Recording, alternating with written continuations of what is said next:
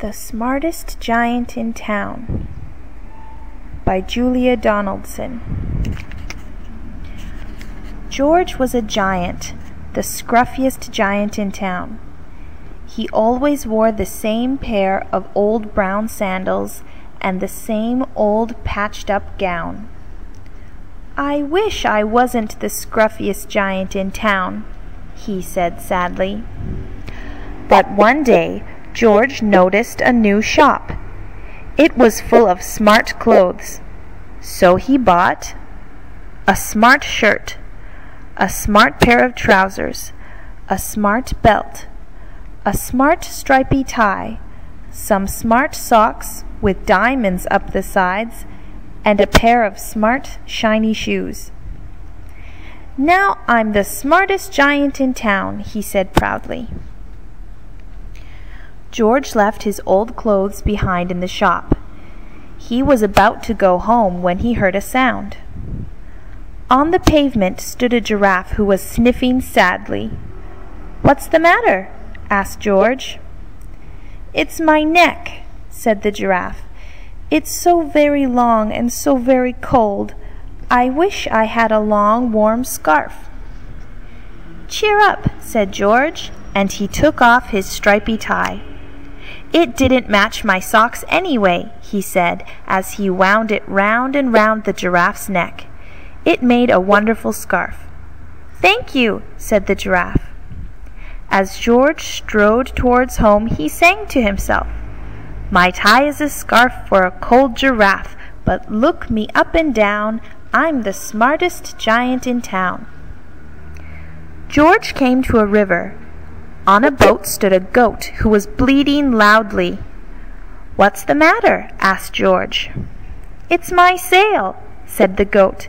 "It blew away in a storm. I wish I had a strong new sail for my boat." "Cheer up," said George, and he took off his new white shirt. "It kept coming untucked anyway," he said, as he tied it to the mast of the goat's boat. It made a magnificent sail. "Thank you," said the goat. George strode on, singing to himself, "My tie is a scarf for a cold giraffe, my shirt's on a boat as a sail for a goat, but look me up and down, I'm the smartest giant in town." George came to a tiny ruined house. Beside the house stood a white mouse with lots of baby mice. They were all squeaking. "What's the matter?" asked George. "It's our house," squeaked the mother mouse. "It burned down and now we have nowhere to live. I wish we had a nice new house." "Cheer up," said George, and he took off one of his shiny shoes. "It was giving me blisters anyway," he said, as the mouse and her babies scrambled inside. The shoe made a perfect home for them. "Thank you," they squeaked. George had to hop along the road now, but he didn't mind.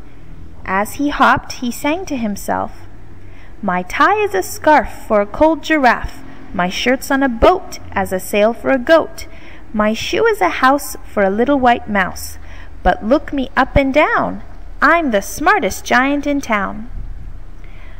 George came to a campsite. Beside a tent stood a fox who was crying.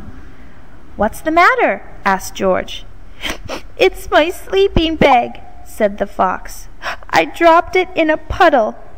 I wish I had a warm, dry sleeping bag." "Cheer up," said George, and he took off one of his socks with diamonds up the sides. "It was tickling my toes anyway," he said, as the fox snuggled into it. It made a very fine sleeping bag. "Thank you," said the fox. George hopped on, singing to himself, "My tie is a scarf for a cold giraffe, my shirt's on a boat as a sail for a goat, my shoe is a house for a little white mouse, one of my socks is a bed for a fox, but look me up and down, I'm the smartest giant in town." George came to a big squelchy bog. Beside the bog stood a dog who was howling. "What's the matter?" asked George. "It's this bog," said the dog. "I need to get across, but I keep getting stuck in the mud. I wish there was a safe, dry path." "Cheer up," said George, and he took off his smart new belt. "It was squashing my tummy anyway," he said as he laid it down over the bog. "It made an excellent path." "Thank you," said the dog. The wind started to blow, but George didn't mind. He hopped on, singing to himself, "My tie is a scarf for a cold giraffe, my shirt's on a boat as a sail for a goat, my shoe is a house for a little white mouse, one of my socks is a bed for a fox, my belt helped a dog who was crossing a bog, but my trousers are falling down. I'm the coldest giant in town." Suddenly George felt sad and shivery and not at all smart. He stood on one foot and thought, "I'll have to go back to the shop and buy some more clothes," he decided. He turned round and hopped all the way back to the shop. But when he got there, it was closed. "Oh no!" cried George. He sank down onto the doorstep and a tear ran down his nose.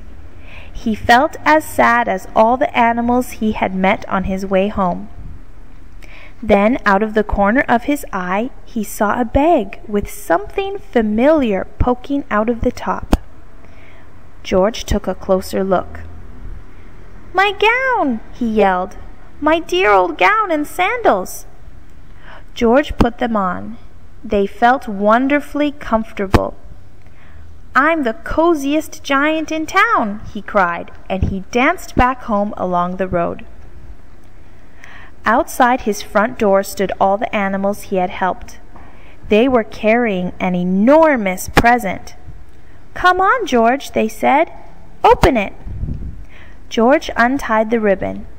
Inside was a beautiful gold paper crown and a card. "Look inside the card, George," said the animals. George put the crown on his head and opened the card. Inside it said, "You gave your scarf to a cold giraffe, your shirt's on a boat as a sail for a goat, your shoe is a house for a little white mouse, one of your socks is a bed for a fox, your belt helped a dog who was crossing a bog, so here is a very fine crown to go with the sandals and gown of the kindest giant in town."